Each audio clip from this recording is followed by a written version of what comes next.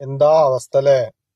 എത്ര വില കൂടിയ ക്രീം ഉപയോഗിച്ച് കഴിഞ്ഞാലും അതിലൊക്കെ കെമിക്കൽ ഉണ്ടാവും. നമ്മളൊരു സൗന്ദര്യമാണെന്നുണ്ടെങ്കിൽ നമ്മളെ ഉള്ള സൗന്ദര്യത്തിനെക്കാട്ടി കൂടുതൽ സൗന്ദര്യം തോന്നണം അല്ലെങ്കിൽ കിട്ടണം എന്നുണ്ടെങ്കിൽ അതിൽ കെമിക്കലും അതിൽ അടങ്ങിയ സാധനങ്ങൾ എല്ലാവരുടെ സ്കിന്നിനും ഒരേപോലെ ആവണം എന്നില്ല. എന്താ സ്ത്രീന്റെ അവസ്ഥ ഒന്ന് ആലോചിച്ച് നോക്കാണ്. ഇനി അത് മാറണം എന്നുണ്ടെങ്കിൽ എത്ര റിസ്ക് എടുക്കണം, ഈ ക്രീം വാങ്ങിച്ചതിനെക്കാട്ടിയും കൂടുതൽ പൈസ ഇനിയിപ്പോ ഡോക്ടർമാർക്ക് കൊടുക്കേണ്ടി വരും. എന്താ അവസ്ഥ നോക്കാൻ നിങ്ങൾ. ശരിക്കും ഒരു കാറ്റ് കൊള്ളാൻ പറ്റൂല, ഒരു ചൂട് കൊള്ളാൻ കഴിയൂല, അപ്പോത്തിന് മുഖം വിങ്ങും ഇങ്ങനത്തെ അലർജി വന്നു കഴിഞ്ഞാല്. ഈ കണ്ണി കണ്ട ക്രീമൊക്കെ വാരി തേച്ചിട്ട് ആരെ കാണിക്കാനാണ്? നല്ലൊരു സ്ത്രീ പറയുന്നുണ്ട്, ഞങ്ങൾ ആണുങ്ങളെ കാണിക്കാനൊന്നുമല്ല ഈ ക്രീമും ഇതൊന്നും ഉപയോഗിക്കുന്നത്. പിന്നെ ആരെ കാണിക്കാനാ ഇവർ ഇത്രയും പൈസ ചെലവാക്കിയിട്ട് ഇതൊക്കെ ഉപയോഗിക്കുന്നത്? ഒരു പെണ്ണിനെ കാണിക്കാനാണോ അല്ലെങ്കിൽ മറ്റുള്ളവരെ കാണിക്കാനാണോ? എന്താവട്ടെ, ആരെ കാണിക്കാനാണെന്നുണ്ടെങ്കിലും അവനാന്റെ ഉള്ള സൗന്ദര്യം പോരെ.